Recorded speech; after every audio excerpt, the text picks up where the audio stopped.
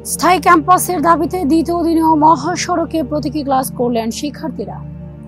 সিরাজগঞ্জের শাহজাদপুরে রবীন্দ্র বিশ্ববিদ্যালয়ের স্থায়ী ক্যাম্পাস নির্মাণ প্রকল্পের ডিপিপি উন্নয়ন প্রকল্পের প্রস্তাব অনুমোদনের দাবিতে দ্বিতীয় দিনেও মহাসড়কে প্রতীকী ক্লাস করলেন শিক্ষার্থীরা।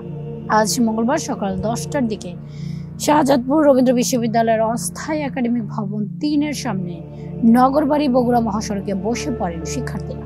এখানে দুপুর 12টা পর্যন্ত 2 ঘন্টা তাদের প্রতীকী ক্লাস অনুষ্ঠিত হয়।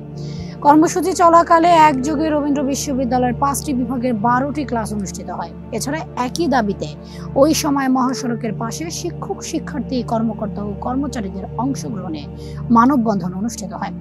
যান চলাচল বন্ধ করে 2 ঘন্টা ব্যাপী প্রতীকী ক্লাস ও মানববন্ধন চলাকালে মহাসড়কের 2 পাশে দীর্ঘ যানজটের সৃষ্টি হয়।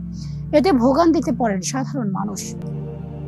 আন্দোলনকারীরা বলছেন, পূর্ণাঙ্গ ডিপিপি অনুমোদন ও ক্যাম্পাসের কাজ শুরু না হওয়া পর্যন্ত চলবে ধারাবাহিক কর্মসূচি। আবারও মহাসড়ক বন্ধ করে বুধবার বিকেল 4টা থেকে সন্ধ্যা 6টা পর্যন্ত 2 ঘন্টা ব্যাপী সাংস্কৃতিক প্রতিবাদ সহ নানাবিধ কর্মসূচির ঘোষণা দিয়েছে আন্দোলনকারীরা। মানববন্ধনে বলা হয়, ডিপিপির অনুমোদন ও বাস্তবায়নে দীর্ঘসূত্রতা হতাশাজনক। রবিবার বারবার সংশোধনের পরও প্রকল্পটি একনেক সভায় উত্থাপিত হচ্ছে না। সব সুবিধা নিশ্চিন্তে বিশ্ববিদ্যালয়ের প্রশাসন নিজস্ব ক্যাম্পাস নির্মাণে প্রকল্প জমা দিলেও তা অনুমোদিত হয়নি।